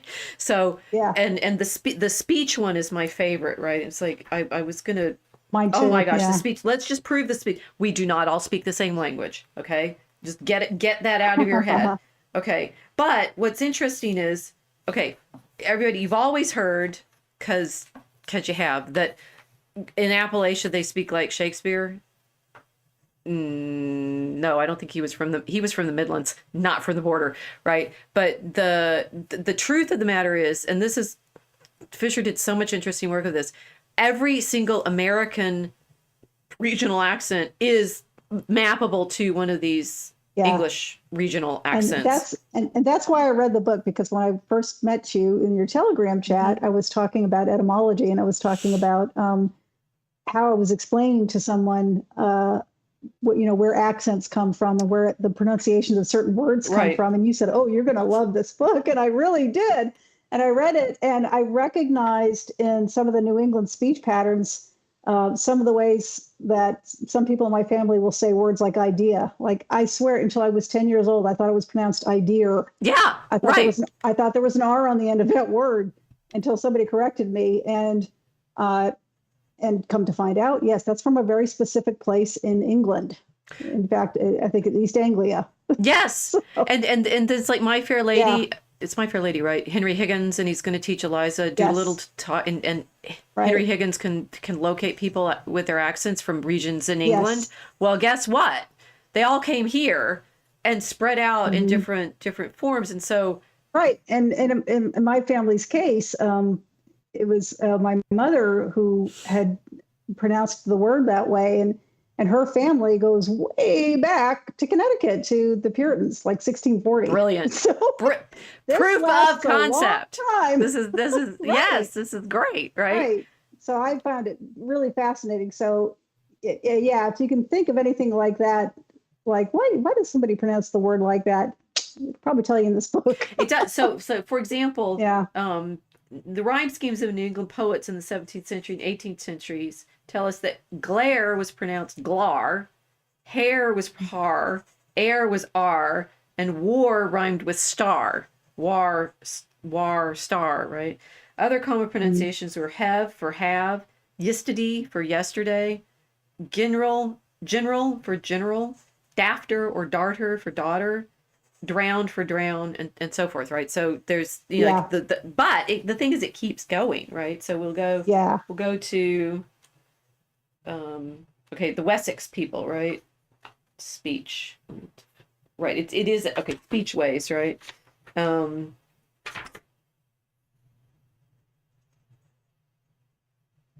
Here's Virginia speech ways, right? For example, like consonants were also softened and prolonged, as in Sieben for seven, Chimbly for chimney, vomit for vermin, holt for hold, mow for more, flow for floor. I get into trouble. There's one part in here where I like reading. It's very there was a the Virginia dialect also has its own vocabulary. Examples recorded as early as the 17th century include bide for stay, howdy for hello, afterclap for any unexpected event, shuck for husk, poorly for unwell, drag for harrow, craw for throat, afeared for afraid, and blah blah blah blah. He gives lots of examples. Right? Yeah, and some of these words I do use. Like I've heard the word craw, something stuck in your craw, right? And then usually means you're irritated. Yeah, it has a different meaning other than just stuck in your throat. When you start realizing that things you thought of as simply true are these regional differences. So yeah, fascinating. The Delaware Valley, it's like speech ways, ethnic origins, religious origins. Where's the friends? Come on, give me speech. Pen, pen's elite, family ways, building ways, speech ways. Okay, here's this is Delaware. Things like not only pronunciation but also the vocabulary of the English North Midlands became part of the American Midland speech. In the word lists of Cheshire, Derbyshire, Lancashire, and Yorkshire, we find the following terms, all of which took root in the Delaware Valley. Abide, as in can't abide it. All out for entirely. Apple pie order, to mean very good order. Bamboozle for deceive. Black and white for writing. Blather for empty talk. Boggle for take fright. Brat for child. Oh, Brat Summer was Delaware. There you go. Right. Again, it goes on and on. But my favorite, then we get to, right, the, here we go. My people, come on. Fulton's, where are you? Loudoun County, right? Naming ways, gender ways, marriage ways, family ways, building ways. Oh, come on. Where's the speech ways? Elite. You're all going to want to read all of this. Environment, American backcountry, border origins. Okay, sorry. I will find it. You'll watch me. Power ways, order ways. By the end of the book, you remember all of these different ways. You like time ways, sport ways, food ways, learning ways, literacy, courtship, magic ways. Oh, there's all these great ones. Magic was really interesting. Eating cornbread causes pellagra. I don't know what pellagra is. For scurvy, apply uncooked potatoes sliced and soaked in vinegar. Okay, these are magic ways from the backcountry, right? Religious ways, death ways, age ways, naming ways, gender ways. You know, how they have marriages in the backcountry, family ways, building ways. Speech ways, here they are. Okay, the Southern Highland speech has long been very distinctive for its patterns of pronunciation. It says war for where, thar for there, hard for hired, critter for creature, sartin for certain, a-goin for going, hit for it, he-it for hit, far for fire. See, that's why we can never agree on how many syllables there are in fire. It's true. Far, it's one. Far. Far. How many syllables are there in fire? Fire. Right? Deaf for Fire. deaf, pisen for pisen, naked for naked, each for itch, and so forth, right?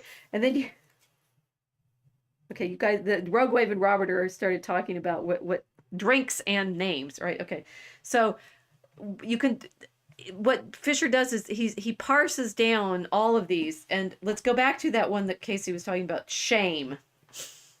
Was I talking about shame? Oh yeah. The bullying and the shaming, right? Oh, that. Right? Yes. Okay, Yeah, so shaming. here we Yeah. go. Neighboring was a verb in Massachusetts which described social acts of high complexity. The spirit of a New England neighborhood was summarized in a proverb by a descendant of the Great Migration, Benjamin Franklin. Love your neighbor, said Poor Richard, but don't pull down your fence. This Yankee proverb was not invented in New England. In England, a century earlier, George Herbert had written, love your neighbor, yet pull not down your hedges. Okay, fences and hedges, right? One might recognize a ring of modernity in this system, but in other ways, the comity of early New England was far removed from systems of association in our own time. This was especially the case in regard to social reputation, which was urgently important to the Puritans, as to most others of their age. The social cement of their world was a sense of belonging that's massively powerful for the Polandball of New England, and an intense fear of shame, which was the emotion felt when reputation was lost. E. Michael Jones is writing the book on Nathaniel Hawthorne. These guys, right? Okay. Punishments were meant to promote a sense of shame. Shame! Shame! You want to feel like, we want to feel this one, right? Fornicating couples were sometimes compelled to stand in white sheets before the congregation and confess their sins. Drunkards were forced to wear a great shame letter D made of red cloth and set upon white to continue for a year. Serious offenses were punished by excommunication, in which every member of the church was ordered to forbear to eat and drink with him, and life became an agony of isolation and shame. The opposite of shame was honor. So that Puritan sense of shame, you feel it in the way some of our political culture still plays out now. It's like, how are you going to get people to behave as you want the group to? Yeah, you ostracize them. If you're from New England, you're going to do that. Yeah. Okay. What about if you're from the Tidewater Anglicans? Doop, doop, doop. You can look it up in the index, 397. Okay. There's some shame, but there's a lot more honor in theirs. Honor in Virginia was compounded of two ideas. One of them was what historian Bertram Wyatt Brown calls primal honor, which meant physical courage and tenacity of will. In short, honor is valor. This is Virginia, right? The other idea had to do with gentility, breeding, character, and good conduct. This was honor as virtue. The two ideals of honor as valor and honor as virtue were interwoven in a creed that had great force in the culture of Virginia. Honor was a hierarchical principle. A high-born gentleman had great honor. A yeoman had less honor, but was thought capable of behaving honorably. A servant had little honor, and a slave had none at all. But people of every rank were mindful of reputation in a way that, he says, does not exist in our modern world. But you can still feel it, right? It's like the people from that region have a feeling of honor. So if a man lost his honor, he could be ostracized, but only if he were highborn. Yeah, well, he says when Virginians misbehaved, they were punished by rituals of public humiliation. But they also shame them, same devices. But I think the power of it's different in Virginia from the way it is in New England. Because you're losing your honor, right? Right. Rather than your belonging. Puritan is about belonging. Virginia is about honor. Yeah. Well, true, but Virginia was also a lot about people had a lot of money and they wanted to continue to make it. If you lost your honor, who was going to make any kind of business dealings with you? Oh yeah, absolutely. So this was very dangerous to your family. It wasn't just about humiliation, and it was about you're going to lose your livelihood. Right. But so when you start describing this when you start describing these things to people and you start realizing you've got this in your gut and you really, really, really believe these things are true, you can't argue with them. And so if you're trying to argue with someone from Yankeedom and trying to talk them out of a feeling of belonging, don't expect to have a happy day. Right? Because all of their triggers will hit. because oh my gosh, I might get kicked out, right? It's panic. There's It's an absolute panic, right? right? Which is why people will try to wield that against other people, because it works so effectively with themselves. Yes. So they assume it's going to work on other people. Right. And oftentimes it does, not always, but no, that's Scots but Irish. That's what's driving them. It does. No, Yeah. Okay, so Quakers, right? The Quakers are they're the you know, the community of tolerance, right? Absolutely, all of our powerful language of tolerance comes from this region, and Yes. these arguments. But they do have honor. So, for example, a Quaker's honor was far removed from the code of chivalry that existed among Virginia gentlemen. It was also not the same as the contractual code that was kept by New England's specially elected saints.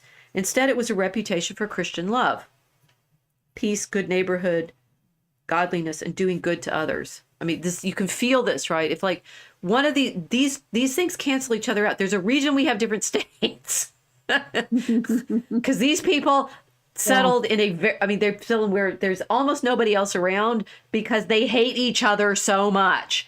They came in 4 great waves of migration, settled in completely different regions, pushed each other out. New Englanders hated the Quakers, humiliated and shamed them and pushed them out, because the Quakers just wouldn't behave, right? The Quakers had a nasty habit of trying to evangelize the Puritans, for which they were brutalized. Right. But they're all about, nice love and tolerance, right? Why can't you hate a Quaker? Yeah. Okay. And this was their destruction too. They were so open.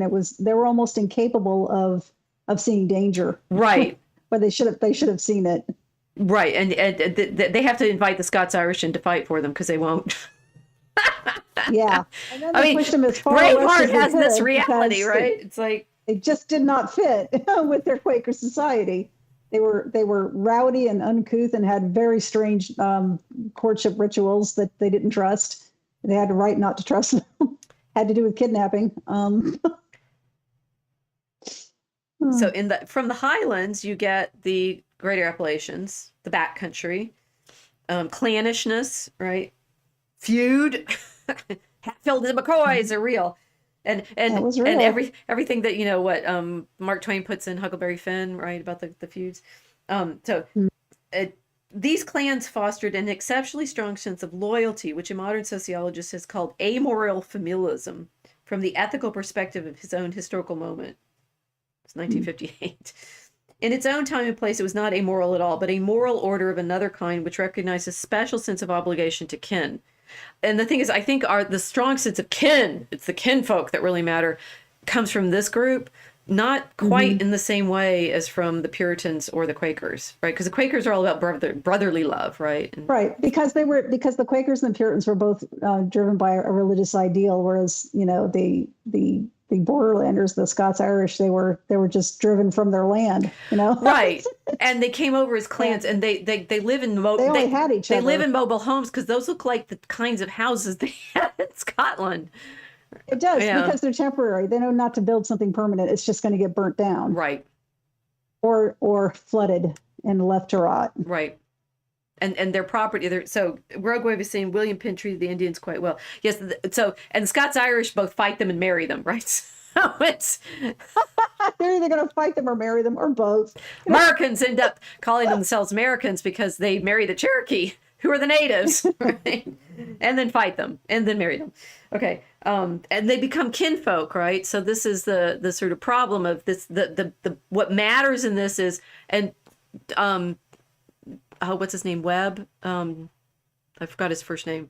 The fighting what have I named? He was this congressman, right? Jim Webb, right? Has written a really good book about this culture. Most of our military culture comes from these people, right? So like my family, the 2-star general, Lee William Fulton, that, I was in, he was in Army, and then he became a founding Air Force career officer.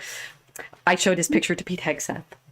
Pete appreciated the 2 stars, right? So, sure. The very strong military tradition from this region is why all of our military bases are down there. Most of our fighting force comes from the South. It's these families, right? With this incredible sense of you stand for the family and then you fight each other and then stand for the family, right?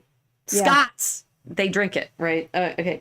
Moral obligation. That imperative was a way of dealing with a world where violence and disorder were endemic, because Britain, right, in the English Braveheart, right? Mm-hmm. Long after it had lost its reason for being, family loyalty retained its power in the American backcountry. An example was the persistence of family feud, which continued for many centuries in the Southern Highlands. These feuds flowed from the fact that families in the borderlands and backcountry were given moral properties which belonged mainly to individuals in other English-speaking cultures. Chief among them were the attributes of honor and shame. When one man forfeited honor in the backcountry, the entire clan was diminished by his loss. When one woman was seduced and abandoned, all her menfolk shared the humiliation. Justified, got that? It's in that region. Yeah. the television series, right? Although it's filmed in California, the trees are wrong. Okay. I know, it looks so funny. It's supposed to be Kentucky. I'm like, I've been to both places. That's not Kentucky. MASH is filmed around there too, in Southern California, right? It's not Korea. Yeah. Okay. Yeah. The feuds of the border and the backcountry rose mainly from this fact. When Devil Anse Hatfield was asked to explain why he had murdered so many McCoys, he answered simply, "A man has a right to defend his family." And when he spoke of his family, he meant all Hatfields and their kin. Okay, so this is like this definition of the nation is the family. You start hearing that, you're talking to these people. The backcountry folkway was strikingly similar to the customs of the borderers. Yeah. Mm-hmm. Yeah. I met Hexeth, yes. I went on the National Review cruise and he was there and we were having a conversation. This was in 2015, right? 10 years ago. And I don't remember why I was talking to him, but military stuff came up. He's a big advocate for the veterans, right? And I said, well, I come from, and I showed him my grandfather's formal portrait in the Air Force website. And he's like, that was all, it said 2 stars. And I'm like, how can I be proud of this? And it's like, he got it, right? It's like, yes. Yeah. Fulton, Lee William Fulton, the general, which is why, okay, and this actually is totally topical. The reason I know all of this stuff about my family is my grandfather looked it up, right? Long before Ancestry.com or any of this stuff happened, he went around talking to people and he found all of this lineage. He didn't find my grandmother's lineage because that was his wife's family and they were from Germany, right?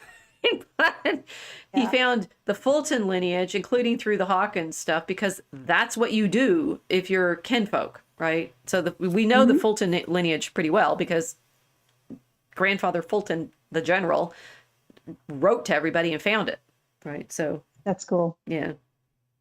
I can do this in pentameter. Well, anyway. Okay. So our Polandballs, right? Our sub Polandballs. How many more Polandballs do I have in this? Oh, we go to World Ball next, right? We'll go to World Ball because we're doing the Polandballs, right? So the Polandballs are trying to express something of this, but what Fisher shows, I think, in a pretty excruciatingly demonstrative detail because of the way he studied all the records. And he's done other books, right? This is only one of his books. He did a more recent one on the slave traditions, the traditions that come from the people that were brought here in slavery and how they've influenced different folkways and parts of our country. It's harder to tell because they don't have the same backstory that the English speaking people had. He's done one on New Orleans, I believe. Oh, that'd be interesting. Yeah. I don't know if he did any of the Germans, right? And that, as we showed from our migration map last time, the Germans come in. So in fact, the New Mexico story has interesting sublayers about Germans because the Germans also go to Mexico and train their army. And apparently just like ours. The army that the Americans fight in the Mexican-American War is trained by Prussians. Well, so is our army, our Continental Army. Yeah. Right. Well, they're Hessians, right? Yeah. Not Prussians. Yeah. Those are different regions. No, I was thinking of Steuben. Okay. Steuben. Yeah. But yeah, they get around. The Germans, they really did. So the sort of we go back to that migration map and then you start feeling like, so what, okay, one, folkways. When people move, they bring all these folkways with them. The mystery of nation is how you become so embedded in these folkways that it does not seem like these are propositional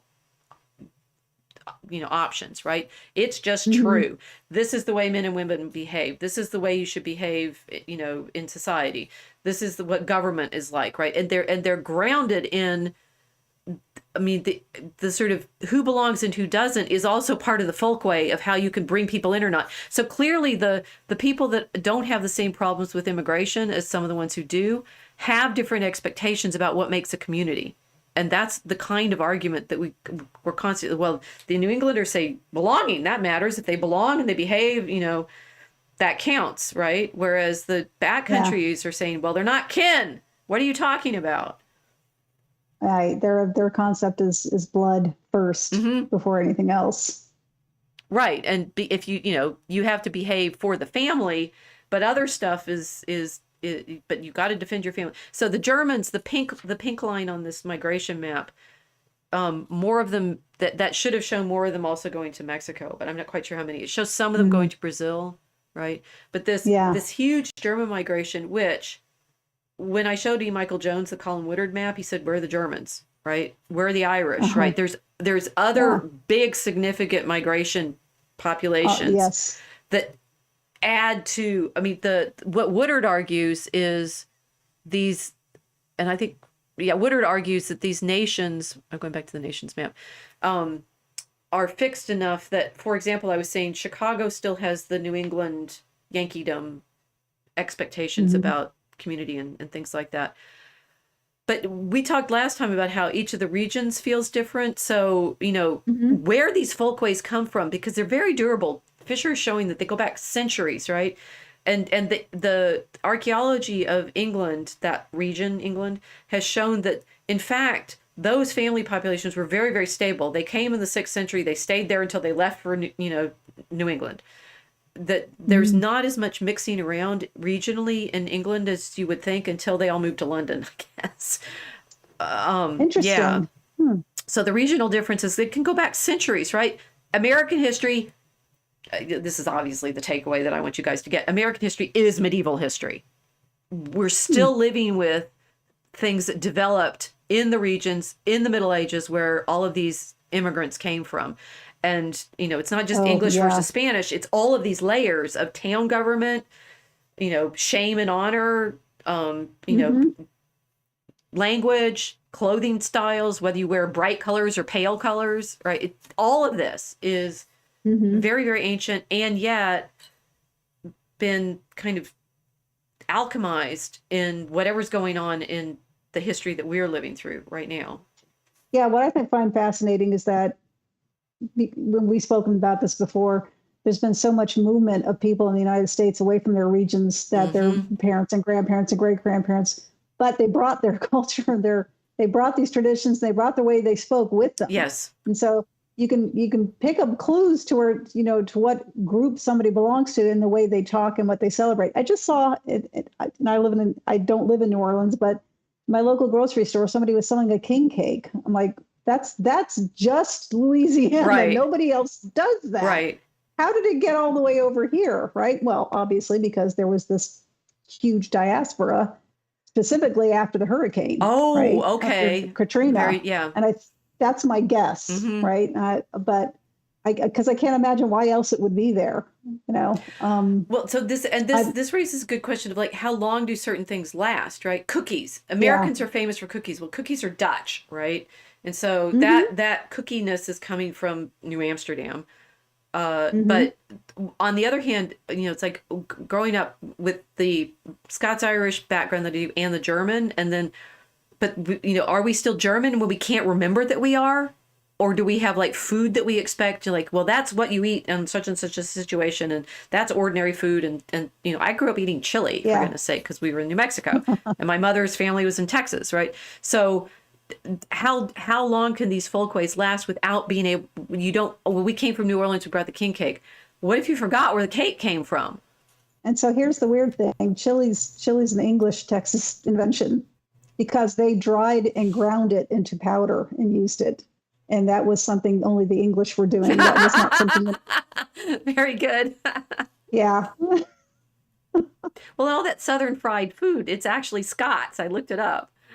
Which is actually the batter stuff actually comes from Portugal. Oh, Portuguese. phooey. This is They hilarious. did. It's great. It No, got brought this is into England and Ireland. That's fish and chips, battered fishes from Portugal. They brought it to England, and the English brought it to Ireland, and then the Portuguese also brought it to Japan. That's where tempura comes from. It's all Portuguese. oh, that's great. Tempura's Yeah. Portuguese. Yes. You've made my evening. Right. So are the Japanese Portuguese? Because they eat tempura? Well, some of their food is. Yeah. Okay. The Polandballs are here in the world, right? They clearly exist. We clearly have some sense of what they are. But the dynamic process of generating a Polandball, so that you know we are a nation, if you make the kin claim, I can guarantee you, it's a bet on it, right? Kin is a male relation. Kin is the group, right? Kinfolk, right? Kin is the family relationship, and they seem to go both male and female lines. Although Fisher will talk through how exactly, like the Spanish famously add their names together so that you end up with these incredibly long names because you're adding both your mother's and your father's family.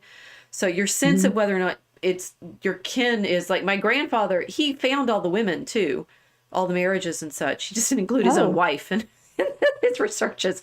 But so like that the Hawkins family that we came through is a daughter or great great granddaughter who came to Virginia and then married. But the the feeling of we're Fultons, like my father was like, we're Fulton because we're from Scotland, and he loved Mel Gibson and Braveheart until he watched it and then like, no, that's not the way battle happened, right? But the the storytelling about who we are, it's like it has to be regenerated at some point, which is what people are scared about. Like, we're losing our sense of nation if you blend too much into the stories of the new place. What happens when you've moved around so much that you don't really exist anymore as a story entity? Well, I don't know that you don't. Well, I mean, your story just expands, doesn't it? Well, this is why I love history, right? Yeah, right. It gets more complicated, but that's more interesting. Except for, I'm not sure. I mean, a lot of people quote Albion Seed, and certainly when Colin Woodard's book came out, and what I was realizing, as a lot of other people were in 2015, 2016, was Greater Appalachia was voting for Trump, right? And the hate that was like poured on the people that were voting for him it's nasty. It was the usual hate. I mean, that's where J.D. Vance was writing Hillbilly Elegy, right? It's the usual hate poured on those people ever since for the beginning. Yeah. Right. And ever since the very beginning, right on the border between Scotland and England. Yes. Nothing's changed. No. You hated us then, you hate us now. and people never even question it. People who think they're like, egalitarian minded and fair minded and will think nothing of using pejoratives to describe a people that come from one area of the country. It's like their dumping ground. It's like their intellectual dumping ground. I never understood that. Well, they've hated them since before they got here, right? So, I mean, but that doesn't even make any sense to me. I don't understand that inherited hatred. Okay, why do the Polandballs not get along? Why do the Polandballs get along? No, why don't they get along? Why don't all the Polandballs just get along? Why can't they? I mean, why can't we all just why can't all the Polandballs just get along, right? One of the interesting things that Fisher also does is do some numbers, which I forget where is in the book. The greatest migration came from the backcountry, the borderlands. It goes to the backcountry. It's like 250,000 people. The Puritan group is more like 40,000. The Wessex group is again another 40. The Midlanders maybe a bit less than that, I think. There's a lot of, I mean, it's like most of the Highland, most of the backcountry, it's Highland, Fultons were from the lowlands. They emptied it to run sheep up there, right? They kick all the people out, right? We're worried about, it's like, pray for North Carolina, right? Their families were kicked out of the borderlands centuries ago for sheep, right? And now it's like, if those were engineered floods, or if, it's all, energy weapons or something like that, they did it to them first when they were running them all off the lands in the borderlands. Which, as we said earlier, is why they don't build permanent structures, right? Traditionally, right? Because, well, they're cattle raiders, but they're also expecting to be in both their own feuds and the feuds that are being affected by. So Rogue Wave is saying, I must reiterate, music, song, poetry needs to be emphasized as a strong nation building element. I mean, from my perspective, it defines it, right? How do you know you belong to one of the Polandballs? You tear up when you hear the song that goes with your Poland That's ball. true. Right? Yeah. The Battle Hymn of the Republic will make me tear up every time I try to sing it. I can't sing it. The singing Polandballs will tell us. Acadians originally from Kid. Okay, so hopefully it's like that you guys, thank you for hanging out with us. We, to be continued in the sense of, you know, we I think we made our Polandball point. This is good. Thank you for bearing with us. And if Fisher shows you the difficult, it's like each one of these American nations of the four has a whole, like, the Polandball is really, really rich all by itself, right?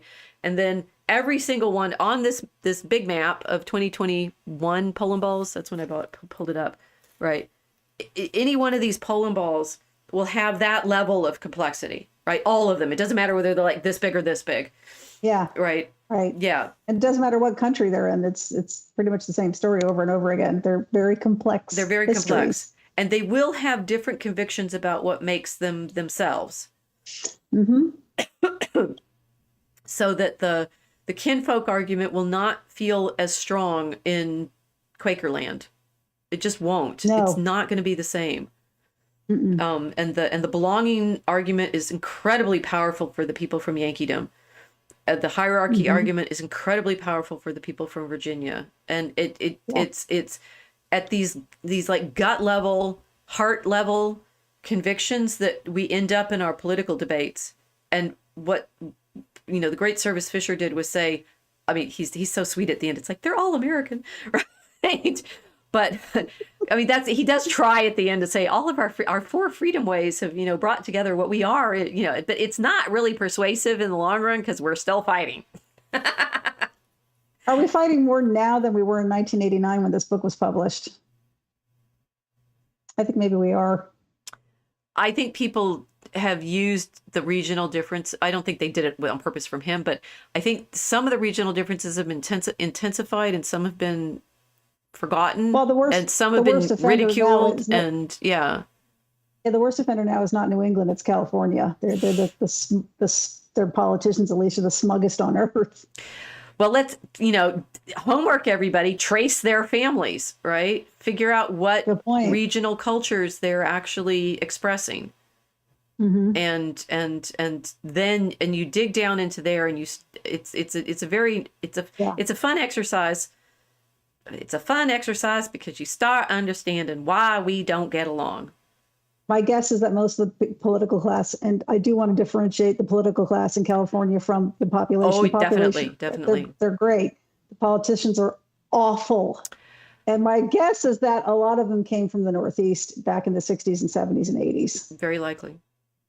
Yeah. Yeah. So you're right. That's a clue. It's a clue. To look for the clues. Yeah. And love your Polandball. Because I think they make plushies. I'm going to have to get a set of plushie Polandballs. Oh yeah, I gotta get an American Polandball. America. How do you know you're a nation? You've got a plushie Polandball. Okay, that's the Polandball question. I hope some of it makes a little more sense. We will continue this question of why these. I think it's not just they're categories. Why the Polandballs have such power over us. To be continued. Great stream. Oh, thank you, Rogue Wave. Thank you. We aim to please and clarify and all of those other things. Okay, links are all in the description.